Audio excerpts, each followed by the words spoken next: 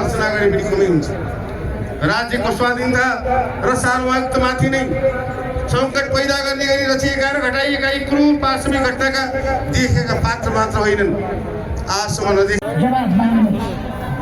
तर एउटा कुरा नबिर्सनुहोस्, आफ्नो संस्कृतिमा र सभ्यतामा गर्व गर्ने, सही सिद्धान्त र देश बनाउने, देश बदल्ने सपना बोकेका दल बिना लोकतन्त्र सम्भव छैन। यसै मञ्चबाट म सबै नेता कार्यकर्ता र शुभेच्छुकहरूलाई आह्वान गर्न चाहन्छु, जहाँ सकिन्छ त्यहाँ युवालाई अगाडि सार्नु। उनीहरूको कुरा यसको कामले त्यसैले